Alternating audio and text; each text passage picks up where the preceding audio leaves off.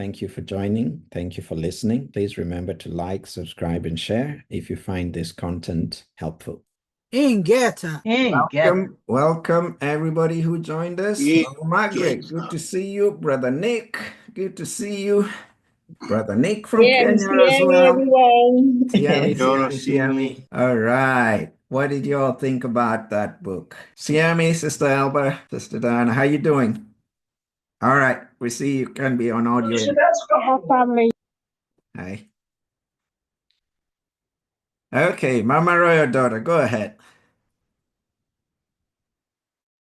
Thank you. This reads like a continuation of the book of Adam and Eve. It really does. And it also, while I was reading it, what came to mind is when they stoned Stephen and he recounted the entire Old Testament. This is what this book reminds me of. But there are so many gems in here. Wow. I was excited reading these few chapters. First thing that came to mind in reading this is the commandment: honor your elders, honor your mother and father, that your days may be long. And it really does tell you to honor them. And it spoke of all our ancestors, our righteous ancestors. And so that's what came to my mind. Honor your, and it keeps talking about these are memorials that, it says in 45:1, even Moses, whose memory is blessed. So it keeps talking about memorials, how we should remember our elders, our righteous ancestors, and the things that they did, because they are guides for us. So that commandment kept coming back to me: honor your elders, because like people think that that commandment only means to your mother and your father, but in our culture, your mother and father is first of all anybody who's older than you, is an adult. And it's talking about your ancestors. We don't worship ancestors, but we do honor them. We do remember. Even when we pray, we say, you are the God of Abraham, Isaac, and Jacob. That's honoring your ancestors. And we have to remember the righteous ancestors, because they are the marker for us.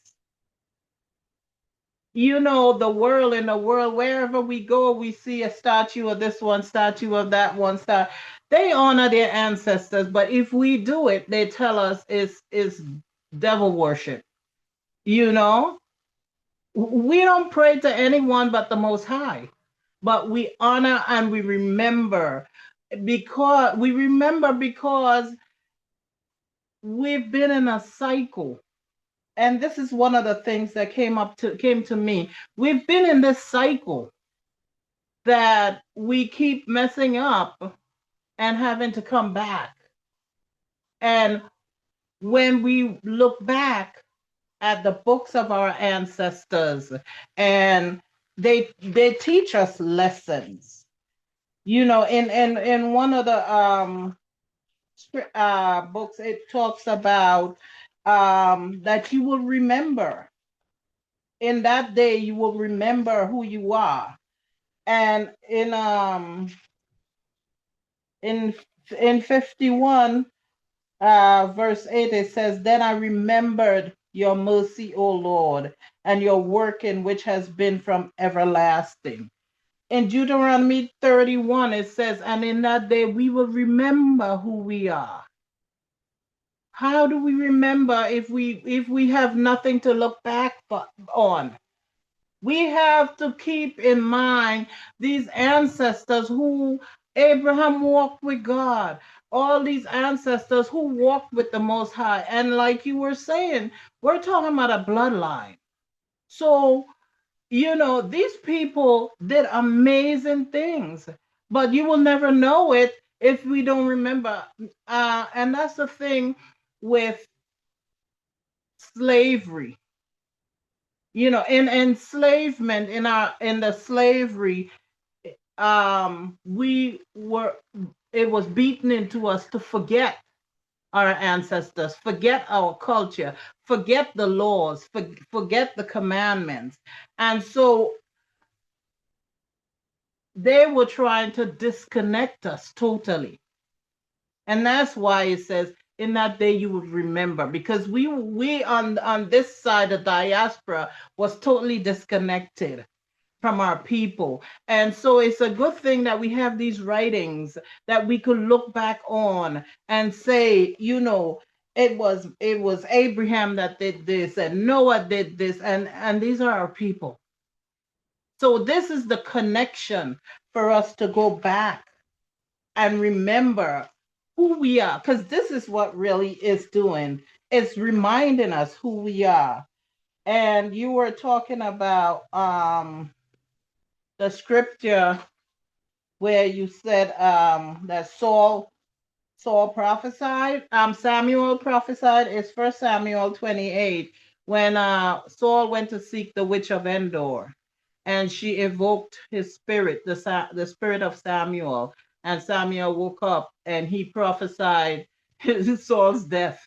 He prophesied to Saul. So that's the scripture you were looking for, First Samuel 28. I'm gonna stop there. Ingeta, Ingeta. Oh Hey, my goodness. Geta! Vanessa, go ahead. Vanessa, I'm just smiling so big because No, she can keep going. Mama Ron daughter can actually keep going. It's oh my gosh, this is so full. Me and Mama Matanzola had a chance to speak over the weekend, and me and Sister Elba as well. And much of what we are studying tonight, or today rather, is what we talked about. And how important it is that we say their names. You say their names. We say their names. Simeon Toko, we say your name. Mia Mona, we say your name. And it's important for us to remember this. And it is, oh, well, white people, especially the Bukra, they're so quick to tell you about their ancestors and what their ancestors have done. And when we mention ours, the disdain that comes off of them. I have to tell y'all something that happened yesterday. So Mama Montezola called me, and Ray and I were in South Carolina getting ready to go look for a mobile home.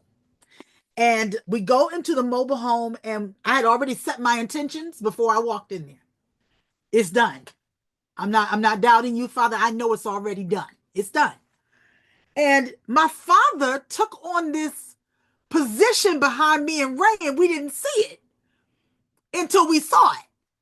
And it was a Bukra, basically, and he had Trump all over his office. I mean, it was everywhere. There was no question about Who this man was. He was a Georgia Bulldog, and he loved himself some Trump. And we're sitting there, and he shook Ray's hand, and he shook my hand. And he was getting ready to shake my father's hand, and my father put his hands behind his back and just stood there. And he looked at him, and he said, "Can I offer you a seat?" He said, "Nope, I don't need a seat."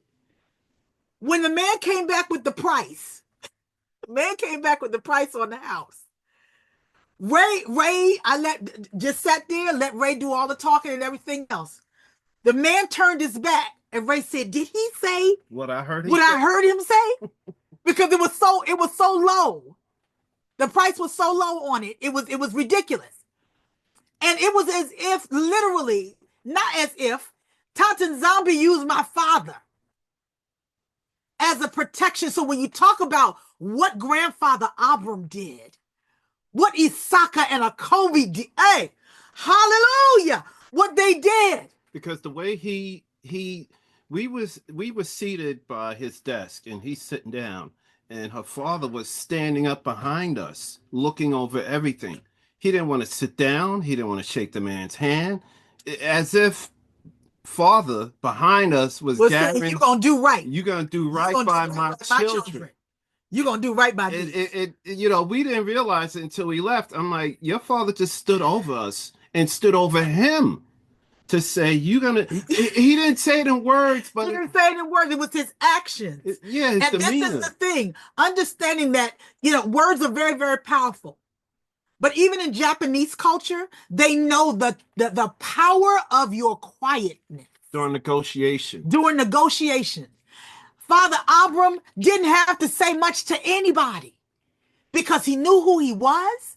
He knew who he came from. He knew who he served. And that's all he needed. And that is the call of wisdom on us. Wisdom don't have to announce herself. She never has to open her mouth to say anything. Just be there. She's just there. And wisdom walked up and stood up in my daddy. I have never seen my father like this, y'all. I've never seen him like this. He didn't say a word. Say a word. But it was as if he was saying to this man, if you don't do right by my babies, you're going to see me again. You're going to see me in the wrong way. It was wonderful. So in speaking about this, when we say their name, as Mama Royal Daughter said, we're not worshiping them, but we are honoring them and honoring our elders here. Your name is, so sometimes it's all we have is our names. And it's like what we were talking about. We see their ancestors all over the world. There's a statue, a memorial, a building, something, name, face, and stone engraved on something. But for us, we're told, oh, you don't have a history. You don't have a past. Or that's witchcraft. If we stop to acknowledge them, it's witchcraft in some kind of way. And it's like, I was told, okay, if we don't have a past, explain all these museums you got. Yeah. Because you're making a lot of money off of what you call a past we never had. Yeah. In Geta. In Geta.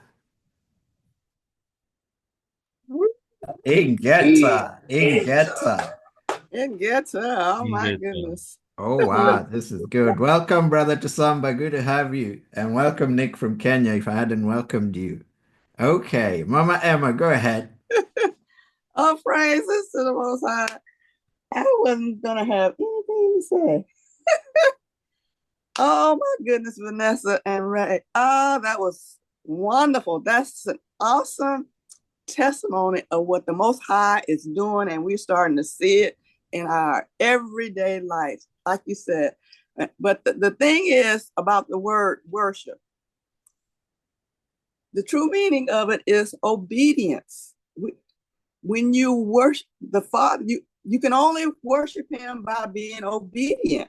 And so when we're obedient, that is worship. But again, they want to make us think, just like Ray said about the museums. You're like looking back on and talk about what our people done in a positive way and how they protected us. But they wanted to make us think that, oh no, what we did to them to keep them down. They want us to talk about that.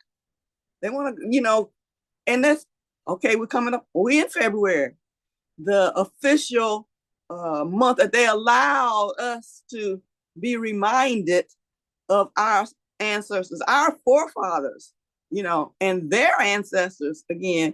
But anyway, it's like that was such an awesome demonstration of your father representing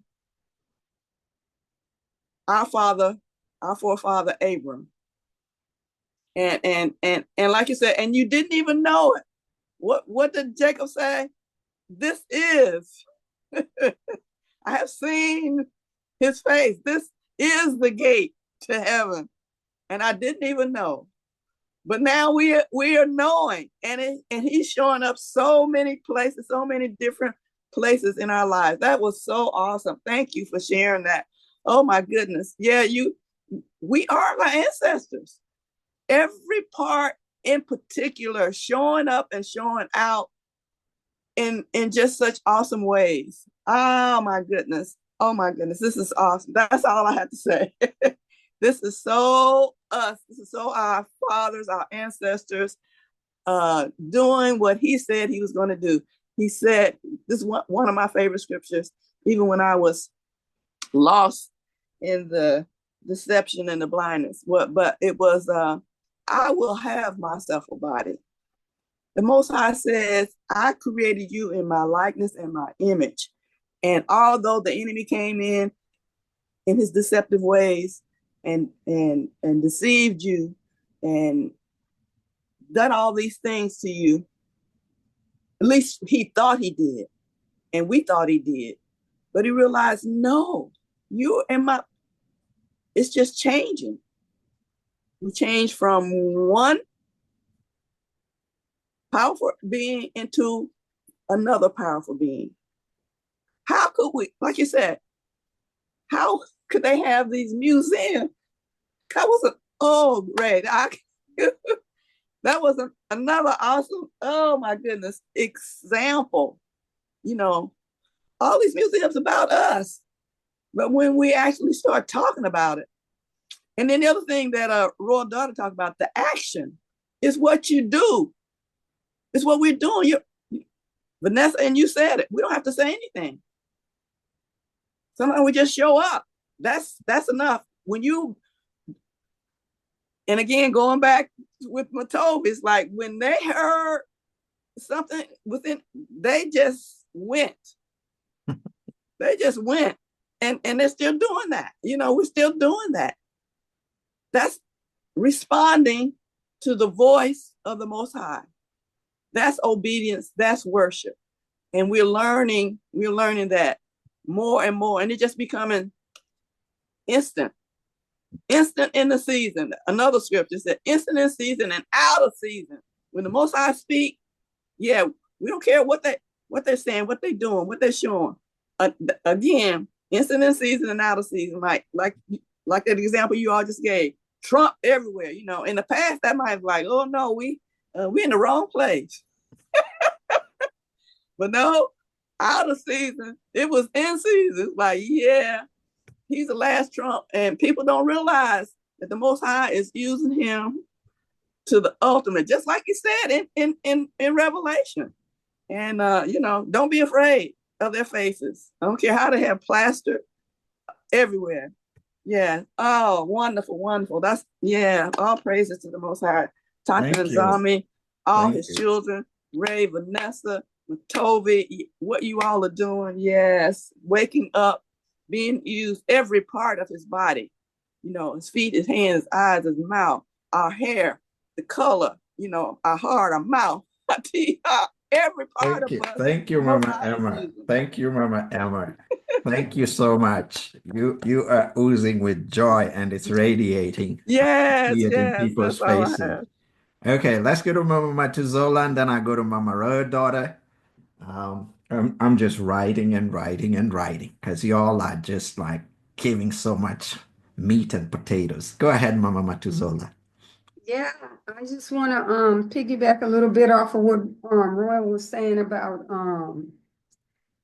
remembering our ancestors and how important that is for us. This is really a spiritual, a very intense time of spiritual warfare now. And the thing about remembering our ancestors and what they taught us is very important. We need their help.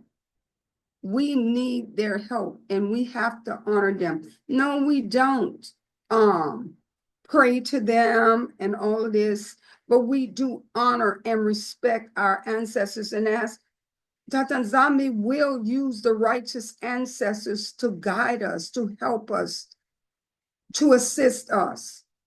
And so I say that, I preface all that to say, I heard a very important person. I have to be careful how I say this. I heard a very important person. You know, this person is so important that everything this person say, whether we like him or not, everything this person say is important. Because when this person speak, their voice vibrates very high, whether we like them or not, whether we agree with him or not, his words vibrate at a very high frequency. So this person said these words, we must bring religion back.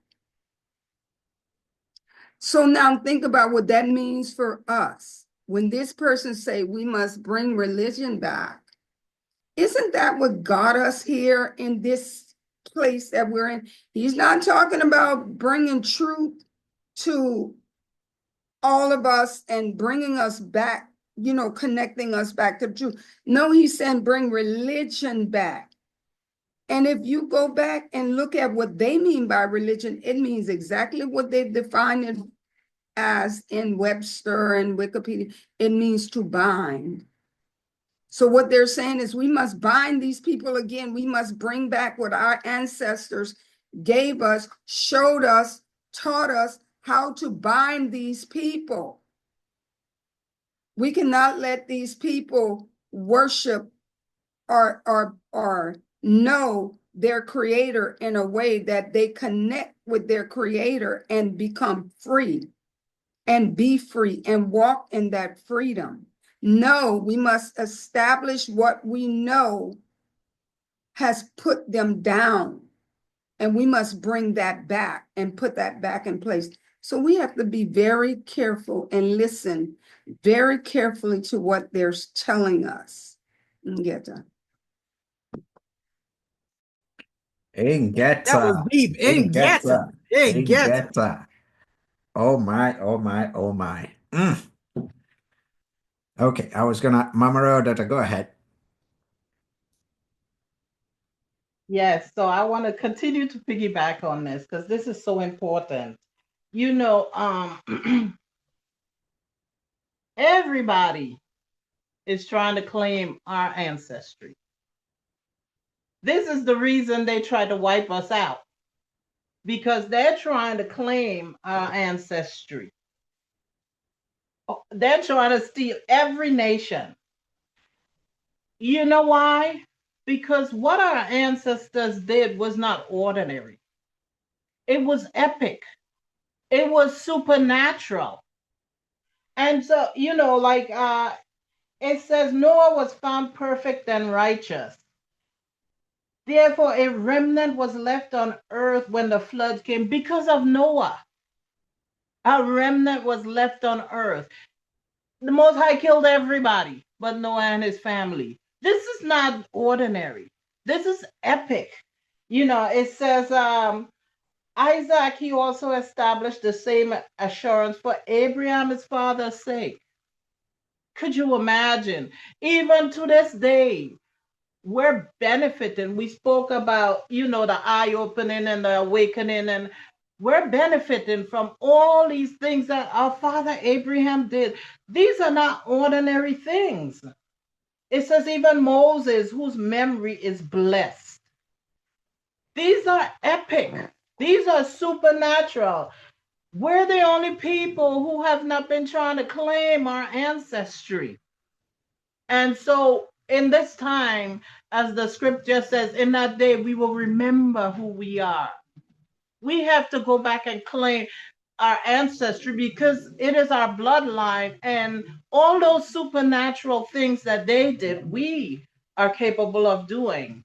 In Ephesians 6:2-3, it says, honor your father and your mother, which is the first commandment with a promise.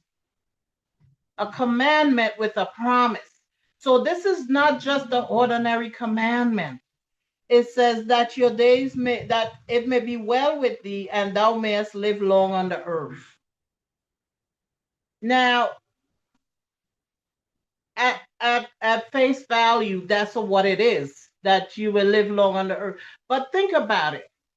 Think about the honoring our father and our mother is what brings us eternal life. This is literally what it's saying.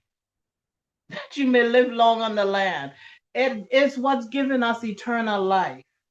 And he says, if you want that, you go back, you learn about your ancestors, what they did and how they got there. I mean, we talk about how Abraham, because of the obedience of Abraham, his generations down all the way to us have these incredible benefits. So we ought to go back and learn about our ancestors and give them the honor, because without honoring them, we don't even get to where we want to get. Because, in other words, do exactly what they did to achieve what they achieved. We have to mirror them. And this is what it's talking about. I'm going to stop there for now.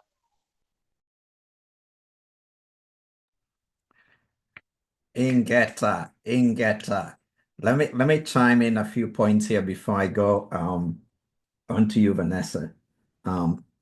First of all, when you talked about your dad standing behind you, I was shown or reminded about the way when we went to South Africa and Kimbangu spoke through the young man.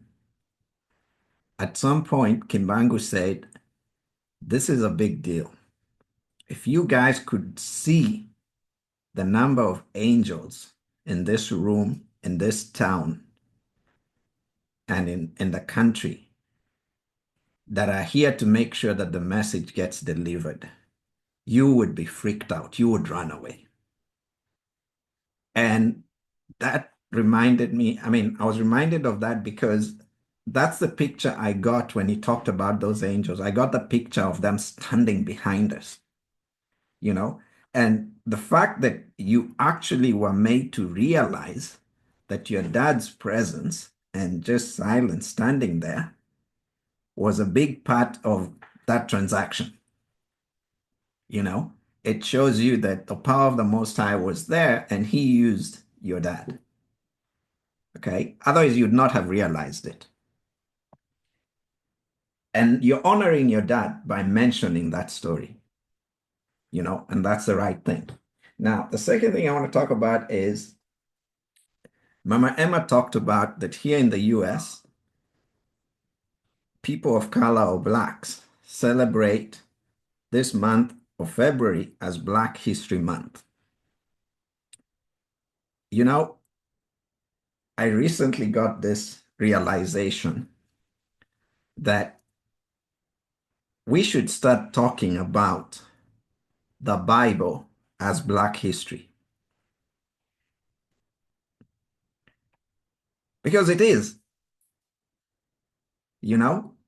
Yes, we can talk about the great heroes of our time or times past here in the US, MLK and so on, so many other people. That's great.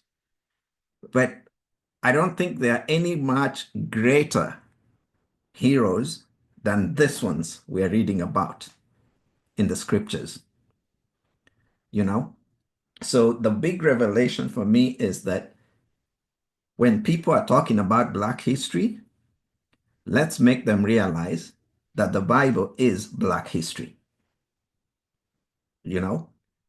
Because the Bible is universally known. Worldwide. Yes. Worldwide. You can go talk to Christians, Muslims, Buddhism guys, Hinduism. They know that Christians read the Bible. Now just make them realize that it's talking about us. Literally. Now about these ancestors who are celebrated here, I counted 27. Think about it this way. If you were teaching your child about their ancestors, if you're old school like me, you probably have an album with pictures somewhere in the house and has pictures of your parents, your grandparents, so they can see their ancestors who are alive or who are still alive, and they can draw a picture and a comparison. For us, we have the documented pictures in these stories in the scriptures. If you can just pick one lesson from each of the ancestors in the scriptures and pass that on, your children and even you yourself will have a major lesson from each of these ancestors. So ask yourself, what is the one thing that I can emulate from Abraham, from Noah, from Enoch, from Elijah, from Elisha? Okay? You're not going to run through that whole list. And here's the thing that I just got a download of.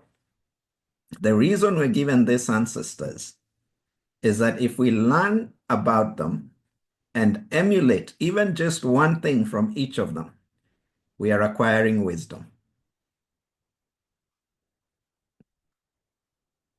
The wisdom is hidden in our ancestors. If you don't honor them to learn about them and to emulate them, you won't have it. So start with your own family. Then go to this family in the scriptures. Okay? Because their DNA is in you. And only you can activate the same stuff that they had. Okay, let me see if I have one more point here before I miss it. Yeah, that's it. That's it. Ingeta. All right, Vanessa, go ahead. I just want to say this real quick because I want to hear what Nick has to say. But you know, my mother, when she would cook, she would, I would ask her sometimes, Mommy, teach me how to make biscuits or teach me how to make shrimp and grits at the time. And she would always say, well, come here and catch it. And I would sit there and go, I gotta catch it? What does that mean? Catch it? Like you throwing a ball. And she goes, come here and catch it. I'm chunking it. Come here and catch it. And I began to understand what it meant in so many other ways. In that she said, baby, if I tell you what to do every single time when you're making it, or you're reading a recipe all the time, you will never add your flavor to it. It will never, ever become yours because you're following such a way or whatever. And it is to say for Father Abram and Isaka and Akobi and we go on and on. Every last one of them had a different story and a different journey, a different struggle that they had to go through. And while they knew from each other, Tatan Zambi, it's kind of like meditation. I always tell them, go back to your breath. Even when your mind wanders, go back to the breath. When you go back to the breath, you remember everything again. And then your mind will wander off again and you go back to the breath. And that's exactly what they had. Father Abram, he prophesied. I said this on last week. He prophesied when he said to Sarah, Sarah's asking him, where are you going with Isaac? Where are you going? Me and the boy, we're going to worship. We'll be back. Now, he didn't say, I'm going to be back. He said, we'll be back. Which is to imply, we're going to come down the mountain. We're going to come back. It's now I'm going to leave him there. And Tatan Zambi was saying, yes, I want you to sacrifice him. But when we obey, when we truly obey and we give way to that and we begin to understand, and that's what Father Abram did. And then Isaka, he has his situation that he has to deal with. And then Akobi has to deal with their situation, but it always led them back to Tatan Zambi. Every single time. Every single time. And I feel like that about those recipes. She would tell me, you do it this way or whatever, but then I would, take what she taught me and then I had to apply it in a different way, but it always brings you back. And our ancestors, our good ancestors, the ones that worship, taught us what we need to know. We get little bits and pieces of it. We get little visions of it. But I tell you, when we submit ourselves and when we really, really, really say, Father, I want more of you, those things will come back. We will find different ways to express them like we're doing right now. They didn't know nothing about Zoom. They ain't know nothing about Zoom. But they knew that we would get together. They knew that those two sticks were going to come together at some point, and here we are. That's all I really wanted to share. Ingeta. Ingeta.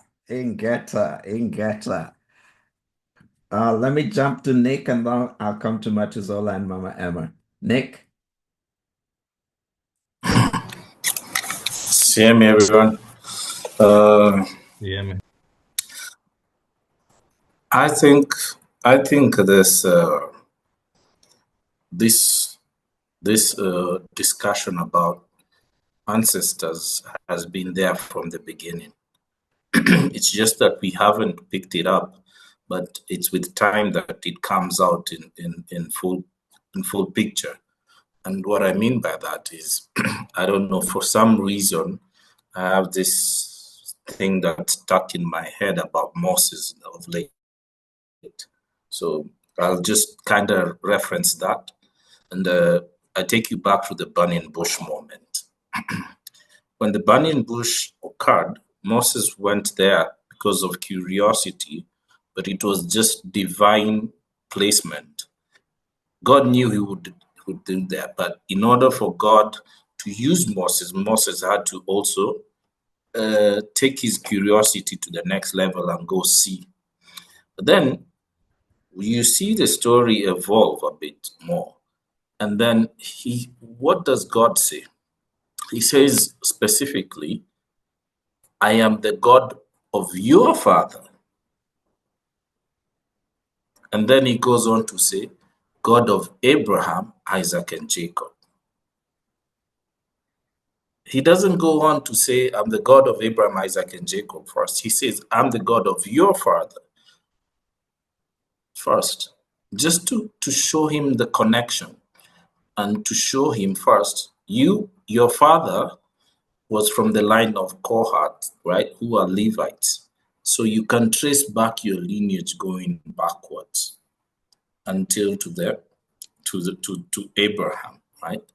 But at the same time, you fast forward and jump into Matthew, and it says, God is not the God of the dead. I think there's a verse that says that. I think it's in Matthew.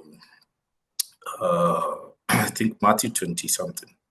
I'll just check. Matthew, it says, God is not the God of the dead, but God of the living. Yeah, it's and what it means by that is that even as we discuss about the ancestors, he wasn't Jesus at this point in time wasn't saying the people who are dead, that God is just serving those people. He was saying the spirit lives on. We can now see that in reality in this day and age because we have encountered Simao Toko. He was alive. He was killed, and his spirit then moves on, and is still alive now. Two, we can see that because now we can see Kimbangu speaking through Vates and people, and we can actually live in that kind of reality and see that it's actually true.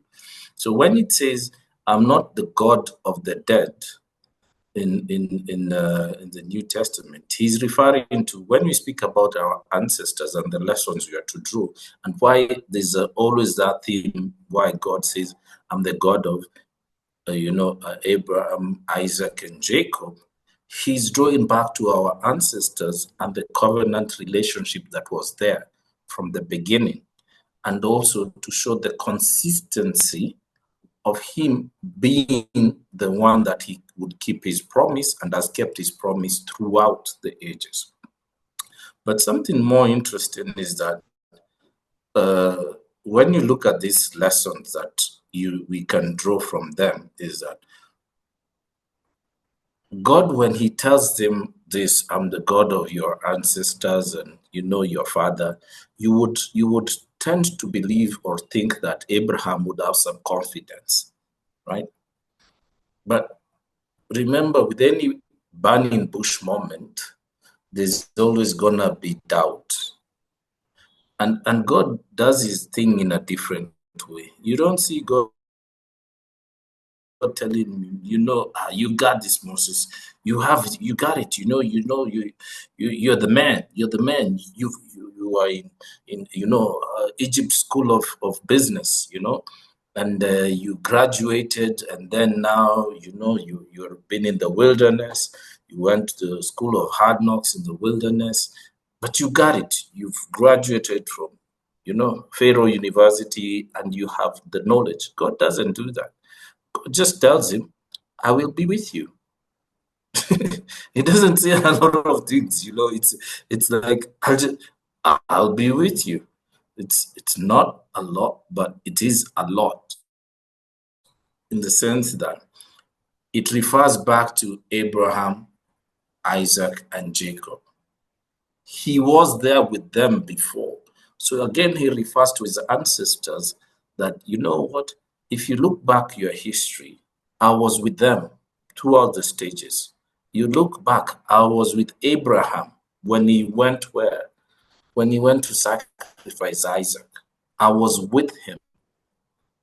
I was with Jacob, right, when you were wrestling. I was with Isaac, right, when you're battling with Hagar. I was with them throughout the journeys. I was with your father as well. And I was with you even when you were born and you were rescued. So in that little phrase, he tells him, it's not about your doubt. It's who has your back.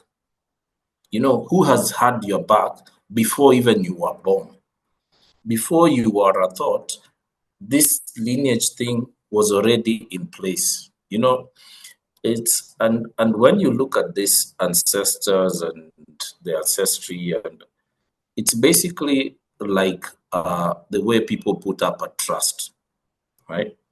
Because people put up a trust for their kids. Even some of them put up trusts before their kids are born. Even when their kids die, or when their kids grow up and they are no longer there, it's there to help them. So you have like a living trust. But the Most High was telling Moses, there's a living trust which was there from the beginning with Abraham. So when you take this Bible and you look at this Black History Month, the Bible is actually our living trust. It's got all the things that are there. It's got all the promises which are there. It's got all the funds. It's got everything that is there. It's a living trust that's been passed down generation to generation, what we should inherit and what we should do away with if we need to what? If we need to open up and take the trust, and trust are designed in such a way that you can tell someone when you reach 35 or when you reach 40, then you can have access to the trust.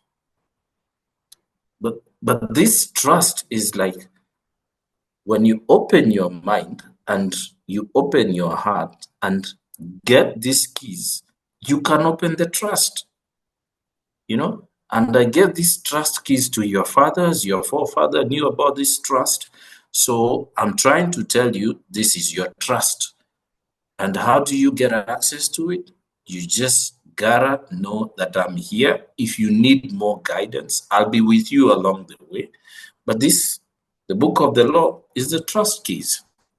So figure this out, and you will figure the rest out.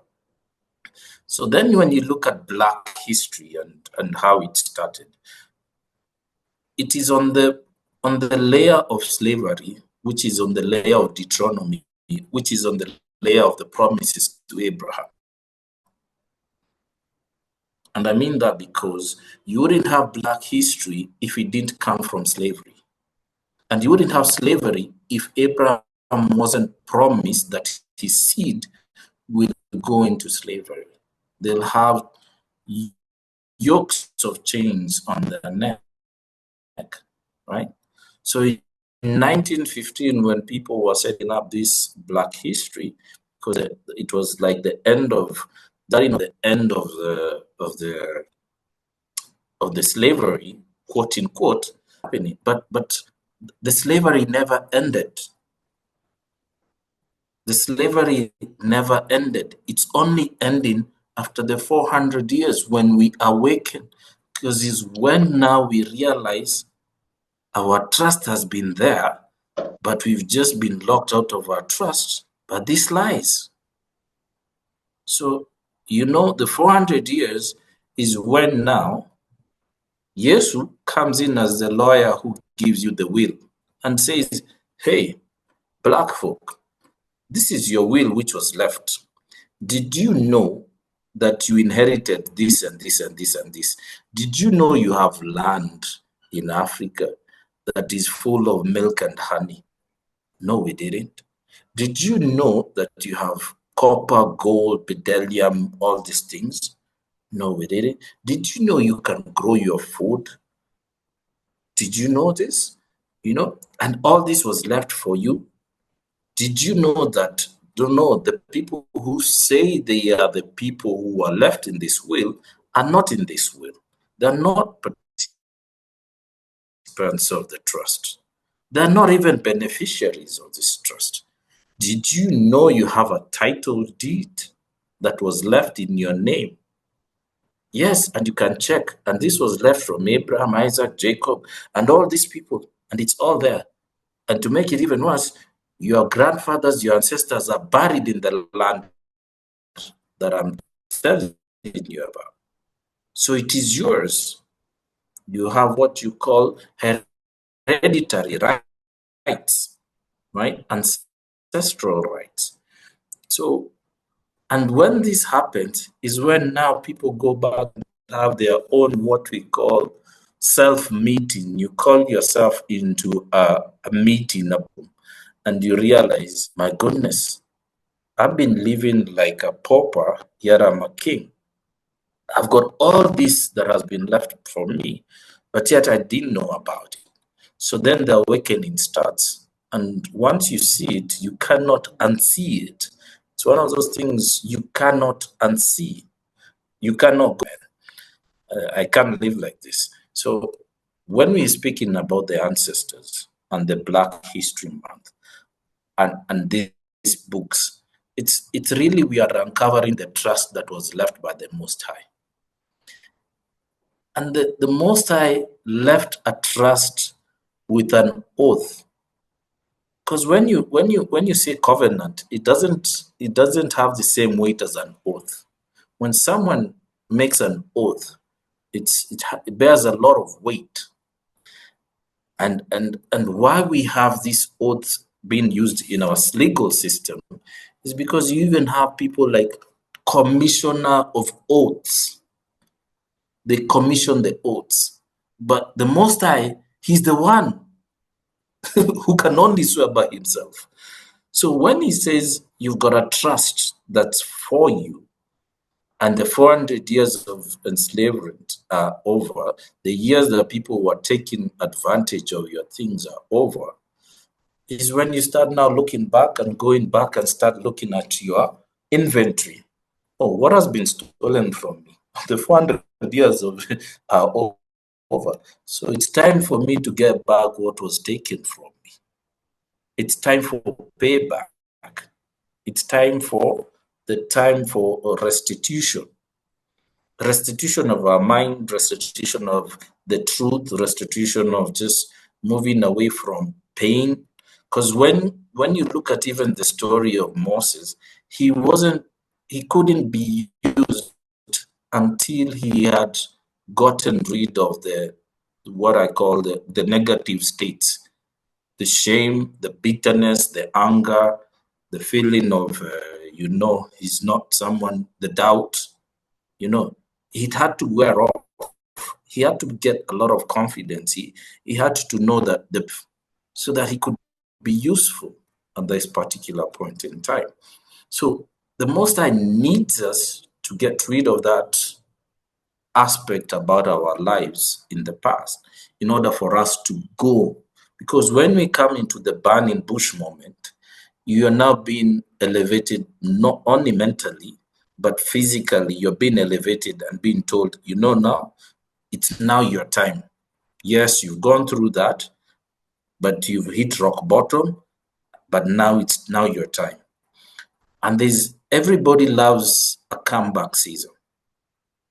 Everybody loves the guy who wakes up. Moses is that guy.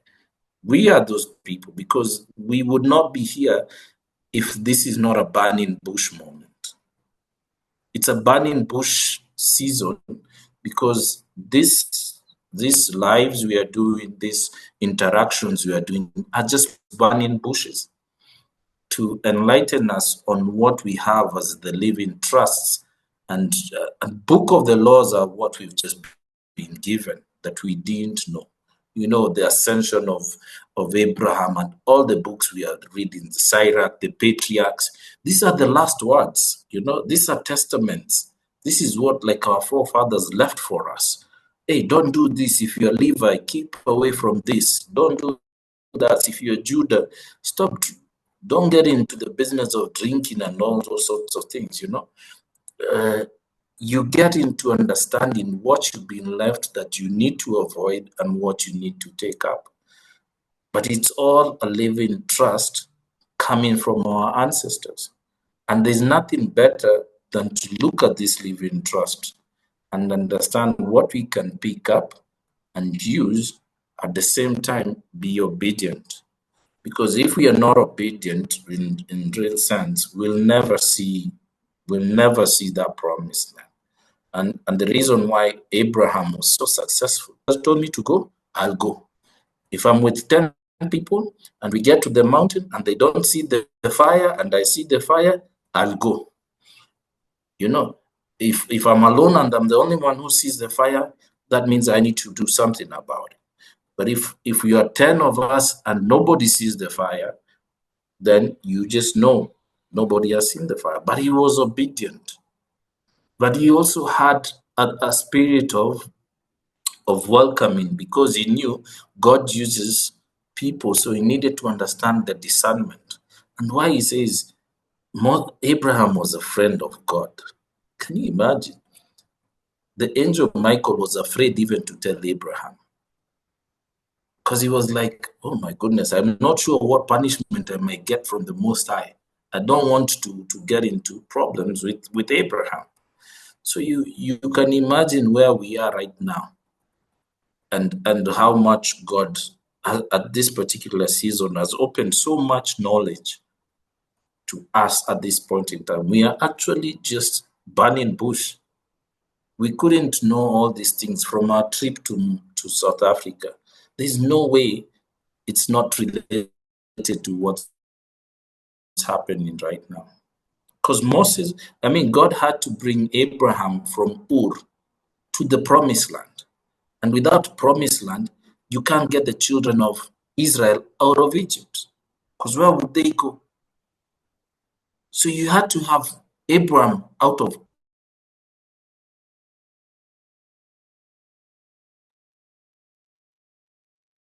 You're on mute, Nick. Unmute it. Nick, you're on mute. Okay, you're going in and out of mute. Nick, go ahead and freeze it and then give it like 30 seconds and then come back on, because you're going in and out. But we'll come back to you. We'll come back to you, Nick. Thank you so much. I know there's still more coming out of you. Okay, let's try. And welcome, Vincent and Tusamba. Good to see you. Okay, Nick, let's try. Finish up. Let's see if it will work now. Yeah, so I was saying the reason why Abraham was brought from Ur, God wanted to put him in a new dimension. He wanted to show him a greater vision for what. But the promise starts with Abraham. So Abraham is shown the land. If Abraham wasn't shown the land and he didn't get into covenant with the Most High, where would Moses be taking the Israelites? You know, it's like you said, you put on a GPS feature and say, take me. Where? You know, where would I take you? I don't know where you are going. You know, I can't start saying it's Sinai, China, where? But you take you because your ancestors, the promise says, to the land I promised your ancestors.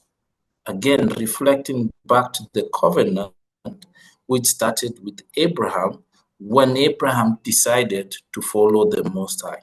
That's why he was a friend of God. He was listening. Because there's nobody who walks in as a friend and he wasn't listening, and you're not obedient. Because when you're friends, you talk, about this. Okay, can you make this amends? Yes. You communicate. There's a sense of communication, and there's that bond.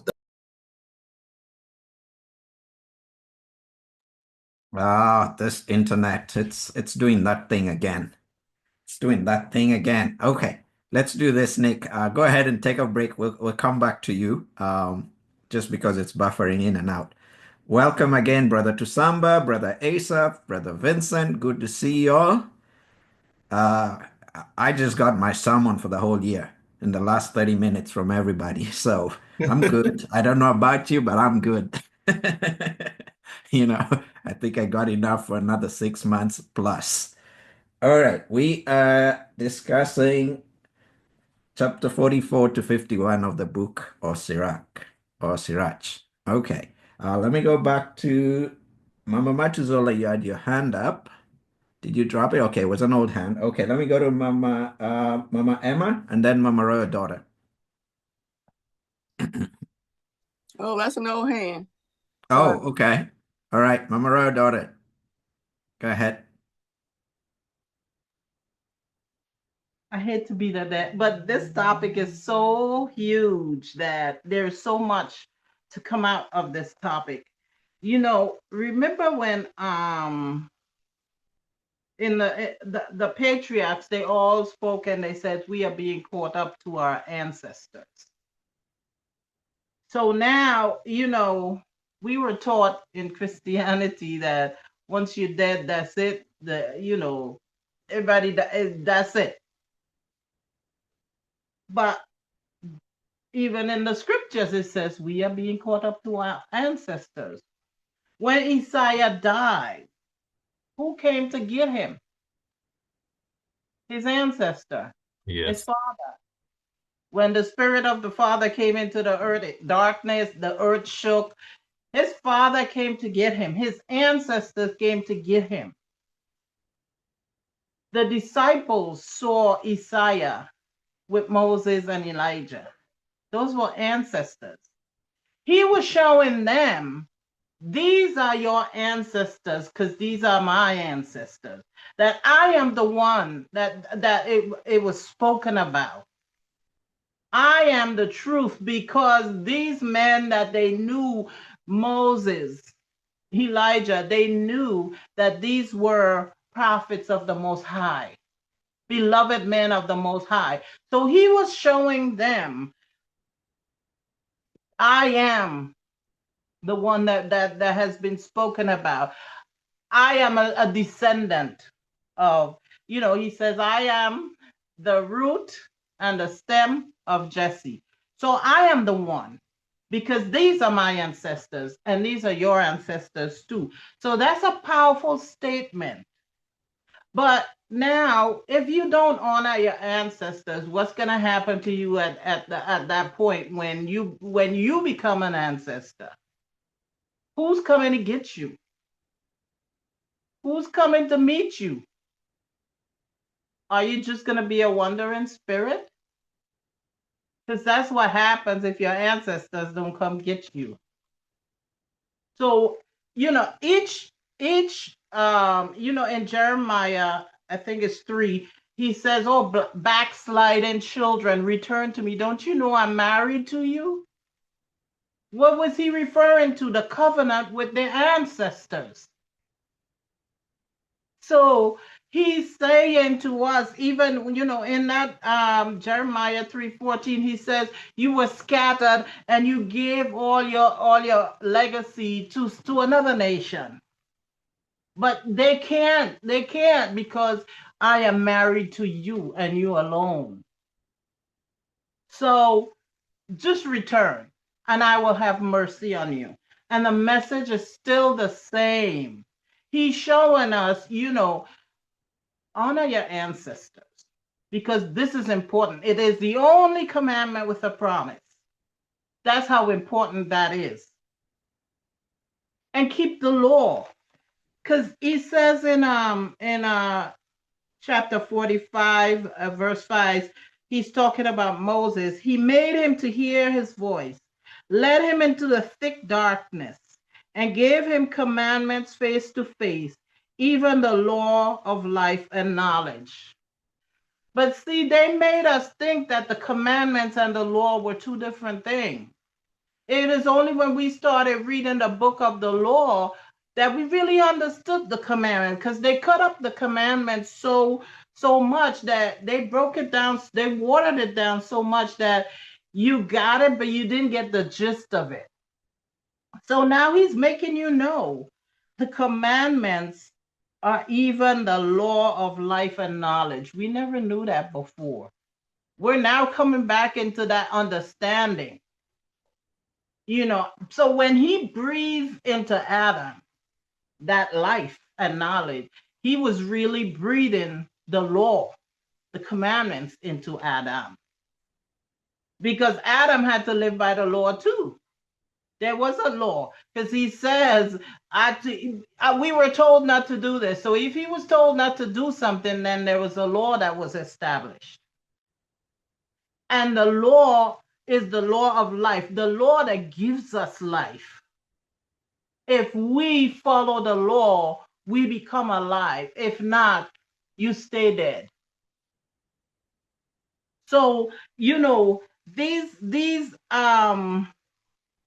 words, they might seem like nothing, but when you look deeper into them, they're so powerful and so deep that, we have to stop and take a second look. But the thing about all of this is, he says, if you don't seek the wisdom, you don't get any of this.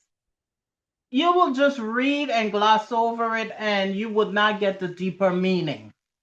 So seek the wisdom first, the knowledge and the understanding. In Isaiah 11:1, he says that he sent Isaiah and he gave him his spirits, the spirits of knowledge and understanding and all these things. These are the spirits of Nzambi. Wisdom is one of the spirits of Nzambi. And if you want to exemplify him, if you want to manifest Nzambi, you have to seek after his spirit. And this is what we're doing. Little by little, he's bringing it back to us slowly, because we're just waking up. So little by little, he's bringing these things back to us. And they seem simple to the person who's not paying attention or is not awake. But to us, these are deep, deep concepts. Ingeta. Ingeta. Woo! Let me go to Mama Margaret. Yeah, it's like boom, boom, boom. I'm just asking for more space up here. Mama Margaret, go ahead. Okay. Sister Vanessa was speaking a while, and she spoke about her mother, about recipes and things like that. But and as I was looking at chapter 44, and well, she's an elder. And today, when you look at how the world is, society, and the way how the young people are so disrespectful to elders. But I was just looking at chapter 44, verses 6 to 8, and let's look at the words in their instruction were wise. All these were honored in their generations and were outstanding in their days. And I think that is when you speak about elders, how morals and things that it is so broken, and even the young disrespect elders. You're supposed to follow what they teach you. Even when in the line we went into Angola, and the young men and the women, they were so respectful. They will come and they were like, with no say good morning, and they was so respectful. But and around like here in America and all these places, they are so disrespectful, even allowing the kids to call them elders by their first name. That is a thing in the school. I'm telling what I know. Yeah, allowing them to call them by their first name. And so all this is thing, they know that how we the people that you're supposed to have respect for elder, but when they destroy that part as a people like us and allowing our children to come into these kind of things. They think it's all cool and they're right, but in a way they're making you break the commandment, the covenants, and everything that we made. So this is the thing they're enforcing upon you, and you in your mind. We came out into this, taught by Catholic, all these different denomination and thing, not knowing the truth unless your ancestors teach you the truth, right? And she spoke about her mother, know she will enforce certain things, and all these things were out in their generations and were outstanding in their days. Some of them have left a name behind them so that others declare their praise. So that is why, she speak about her mother and sharing all these things about the recipes and speaking in her own language. And then she says she's trying to break it down, to understand what her mom was teaching her. So this is the thing now we have to bring back. We have to try to bring it to our children because they learned the wrong things for so long. We have to try to bring them into us and try putting a little by little, bit by bit here and there a little, to bring them into the knowledge of what we have lost from before. So Engata, that's what I wanted to share. Ingeta. Ingeta. Ingeta. Thank you, Mama Margaret. Thank you, Mama Margaret. All right. Let me see. I hope I'm not missing a hand. Brother Asaph, is your hand up? I think I saw your hand up. It was, but you can go on. Okay. Okay. All right. Vanessa, yes, go ahead. Your hand is up. As I'm listening to Mama Margaret and Royal Daughter, what keeps coming back to mind, and y'all heard me probably say this, is being re-blackened. It's as if we're being re-blackened. When we listen to what Grandfather Abram, and I'm telling you, this thing is blowing my mind. When you said it, Matavi, about this is family. I mean, I'm not talking about, oh, well, I'm a Brantley and you're a Johnson and you're a this or whatever. We are family. Blood. I tell them constantly, same boat, different drop off. That's all it was. Same boat, different drop off. But the same, when we get back together, I mean, even with Ray and I going to South Carolina, Ray found out that there's more of his family living amongst my family. That's the strange thing. It's like, wait a minute, because Ray gonna tell you, I'm Caribbean. I am Caribbean. I don't want nothing to do with Americans as far as he's concerned. But then you find out your American family of these last names are right amongst us. And we want to, in America, especially here in America, the Bukra has taught us individualism. Be an individual. Kentwadi is not in their vocabulary. They will never understand it. They don't want it. And they're causing us not to want it. Well, we don't want the togetherness of our brothers and sisters. Yes, we're loud. Yes, we're loud. And I love it. We're the ones who will invite you to the barbecue and make your plate for you, love on you, kiss you, hug you, make extra for you to take home. They ain't doing that for you. I've been to a lot of their parties. That is not their culture. We as Isole have a culture within and the thing is, it's not just just us. I want to say that they're involved, or the other Black people are involved. He chose us out of all of them and said, this are the people I want here. I want to bring this here people. Anna come young, because Anna gonna do the commandment. Anna gonna obey. Anna gonna sing. Anna gonna do everything I tell you to do. You're going to do it. That is not the heart of everybody. So when I look at this and I listen even more to what you're saying, Mama Matanzola, to what you're saying, Mama Royal Daughter, Mama Emma, Mama Emma, all of y'all, Mama Margaret, when y'all start talking about this thing and that we're family, this is DNA.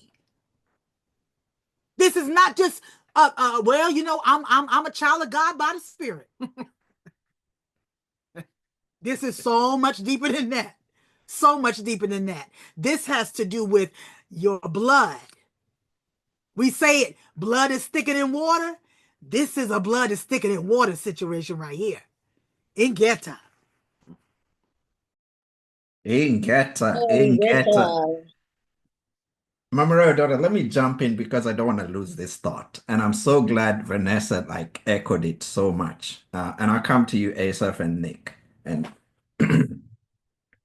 you know, that statement that Nick was talking about, that the Most High told Moses, I am the God of your father. That was to tell him, let me bring this down to you as an individual. You know your father, right? So I'm the God that your father, your biological father, believed in.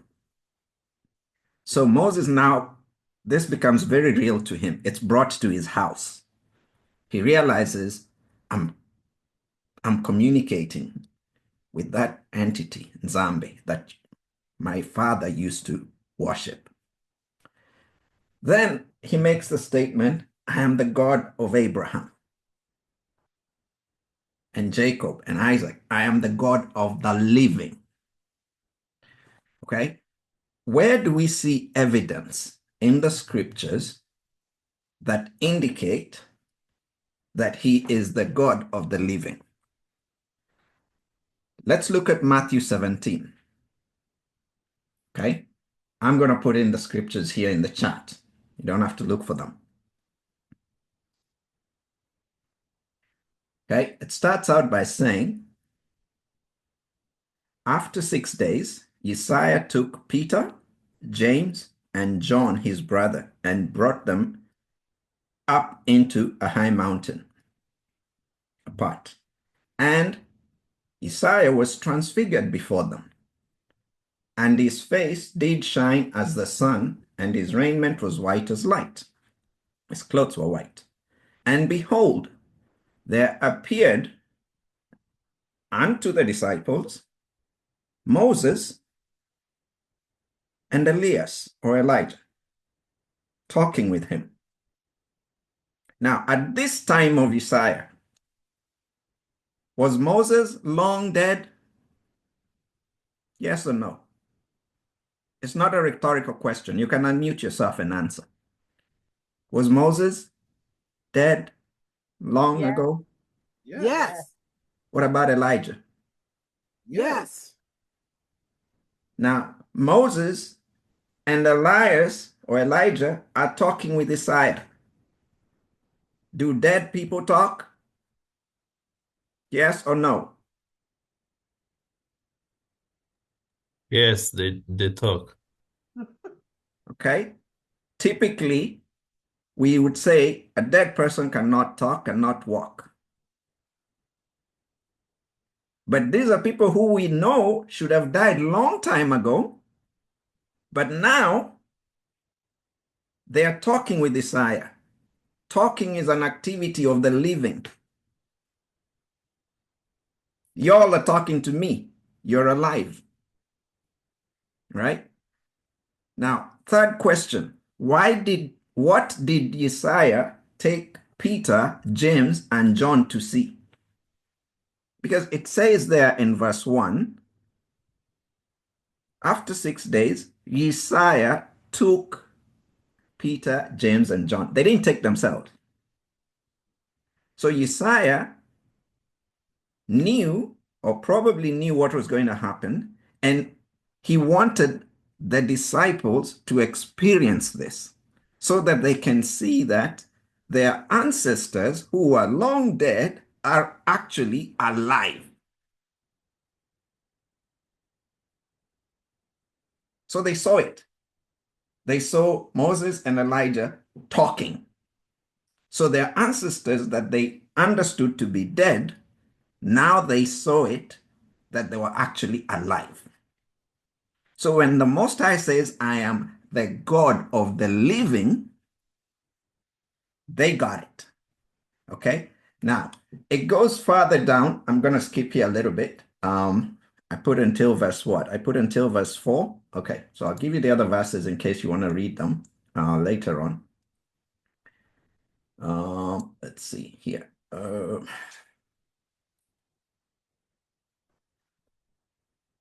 Oops, put too many over there. Okay, so I put until verse 9, and I'll put for you the rest. But there's one more lesson to get from here. or at least that's been given to me for us today.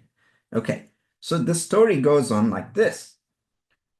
Then Peter answered and said unto Isaiah, I'm on verse 4, is it good for us to be here? If you will, let us make 3 tents, one for you, one for Moses, one for Elijah.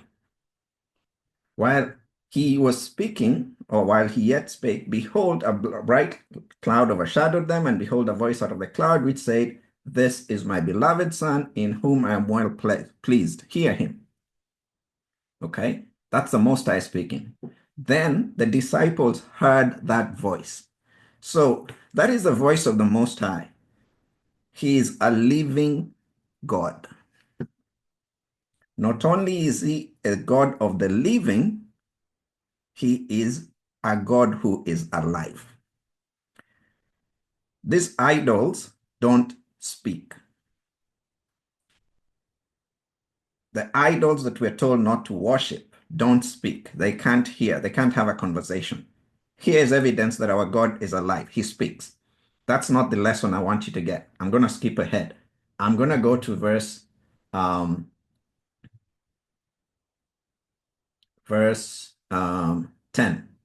His disciples asked him, those 3 disciples, saying, why then do the scribes say that Elijah must first come? And Isaiah answered and said unto them, Elijah truly shall first come and restore all things. But I say to you, Elijah is come already, and they knew him not, but have done unto him whatsoever they liked or listed. Likewise shall also the Son of Man suffer of them. Now, here comes my question.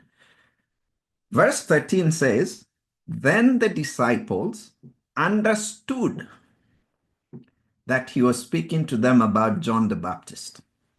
My question is, who or what made the disciples understand that he was talking about John the Baptist?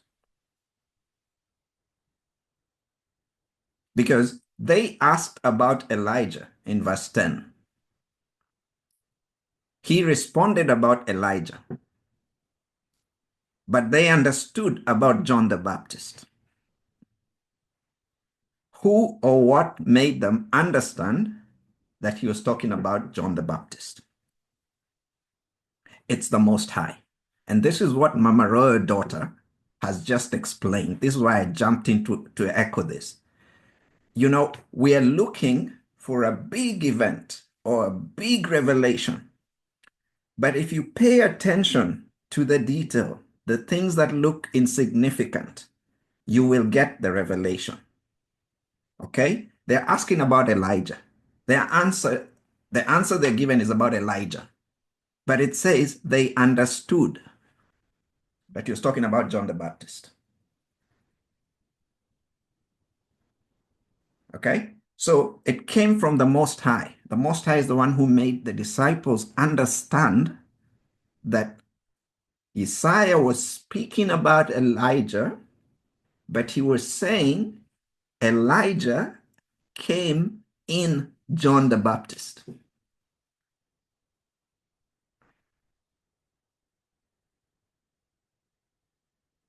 Once you understand that,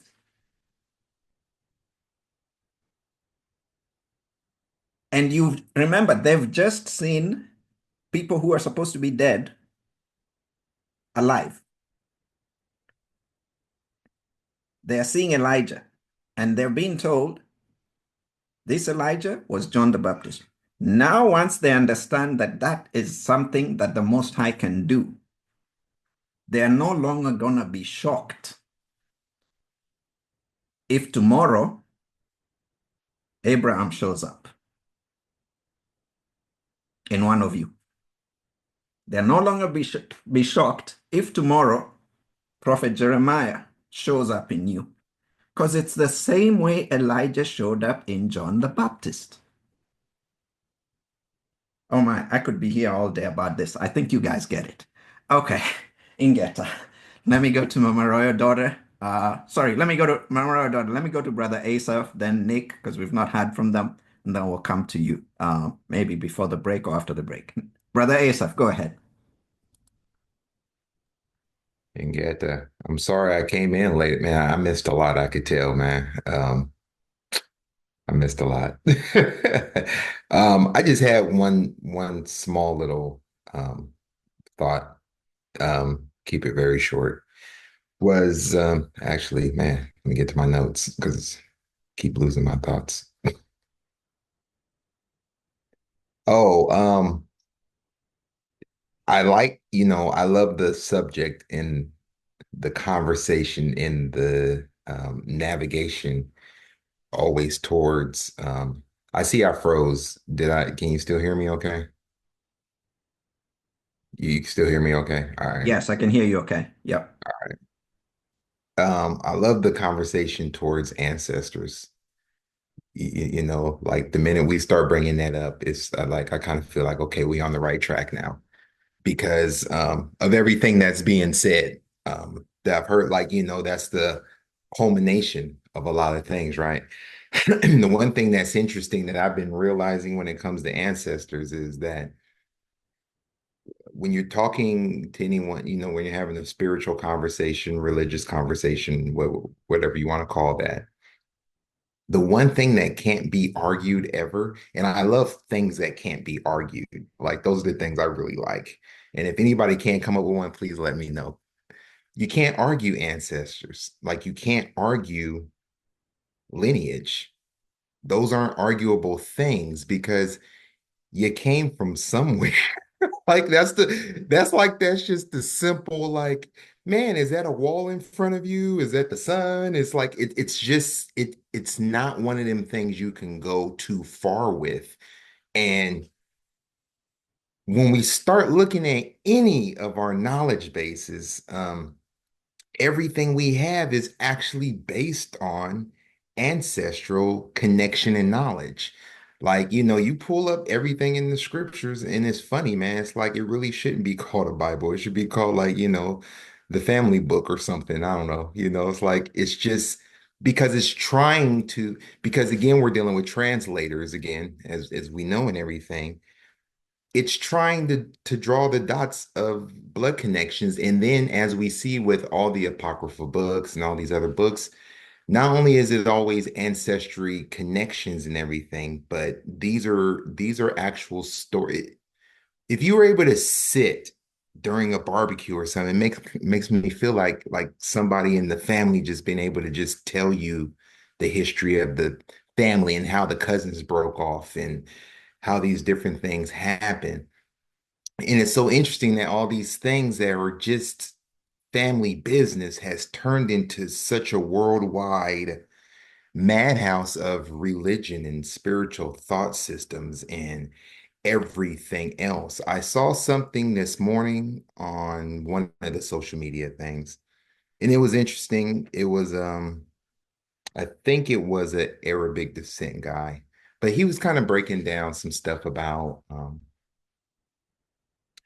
something with the Bible. I forget exactly what he said, but in everything he said was 100% correct, right? Guy, he got his cross on and everything, he's still in all that. Everything he said was right, but then he goes right back to, yeah, see, and all we got to have is faith.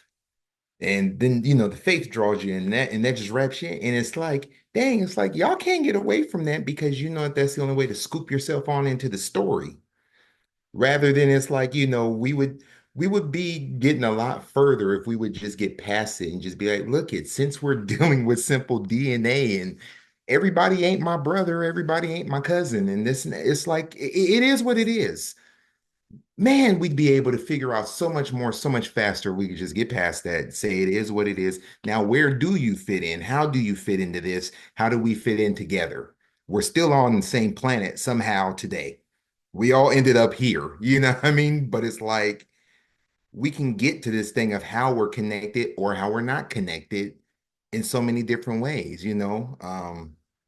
But it always goes back to lineage. And no matter what story you run with, no matter what doctrines, ancient writings, creation stories, man, I am dealing with a lot of creation story stuff. But it's at the end when it comes to mankind flopping itself on the planet, you kind of still the story keeps going back to just a single lineage of what we're talking about. Like, like none of the stories are ever about, just everything in existence. It's like there's something about our DNA. There is something about this bloodline that's significant, that's different, and it's interesting because, of course, we use the heavy contrast and we say, our bloodline versus, European or whatever. And that is a heavy contrast. And there's tons in between, as we know, right? There's tons in between. But that heavy contrast, if we looked at those two contrasts, that's why I say I love because you can't argue this point. When you just say, hey, your bloodline, historically, what has your bloodline done and how does your bloodline operate and think about things? Doesn't matter what you're saying right now, how you feel in your heart kind of is what it is. Like, let's look at the history.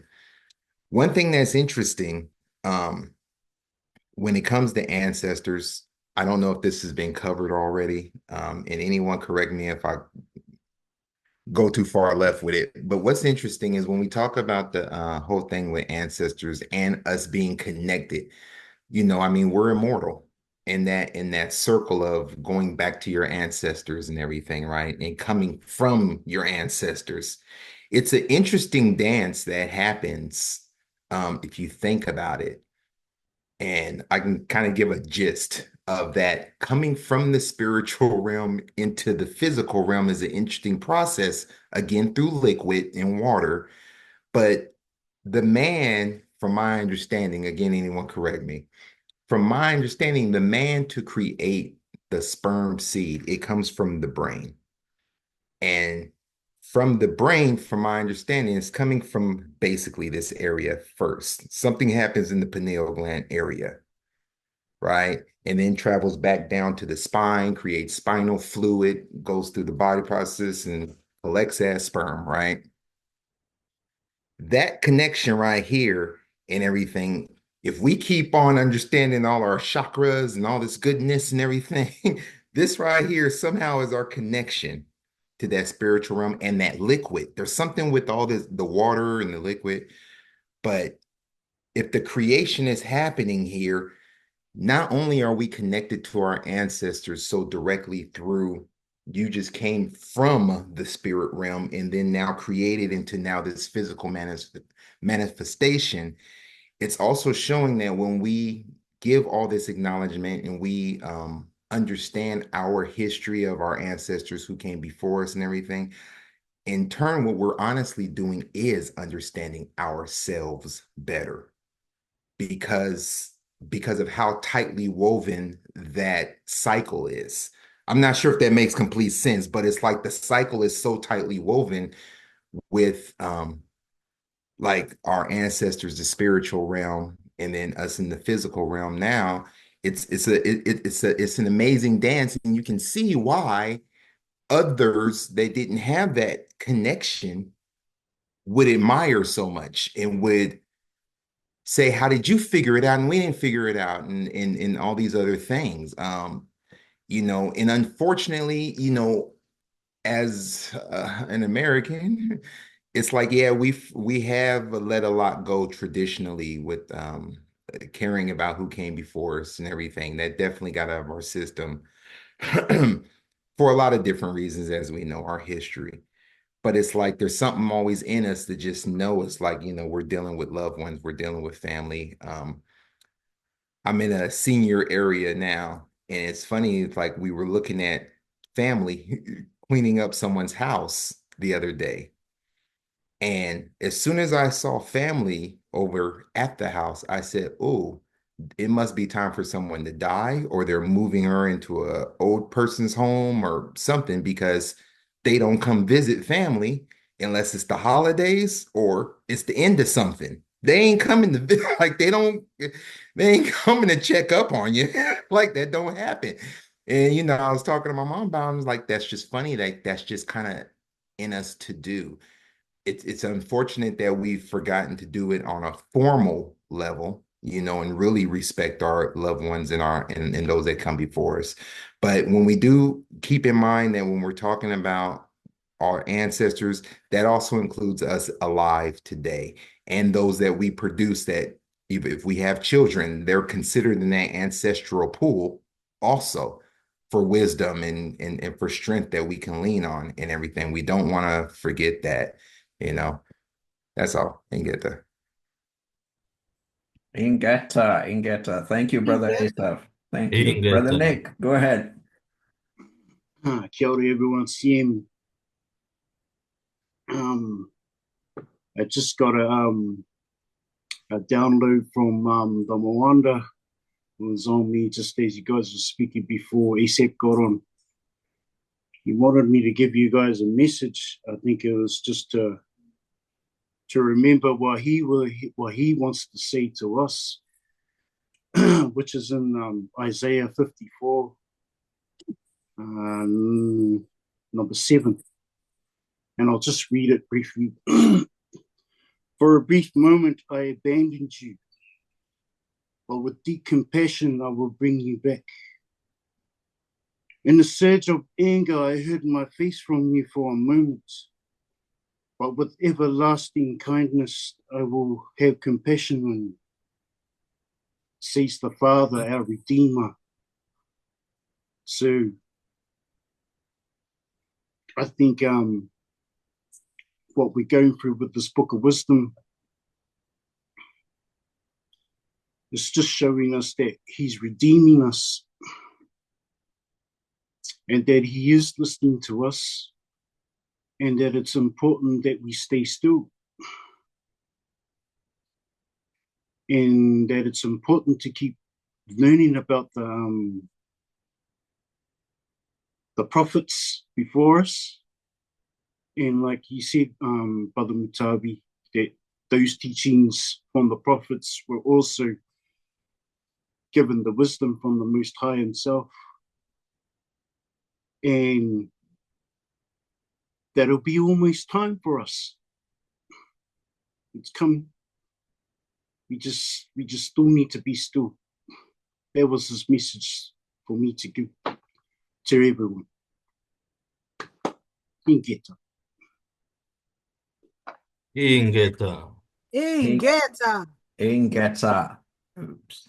Thank you for joining. Thank you for listening. Please remember to like, subscribe, and share if you find this content helpful.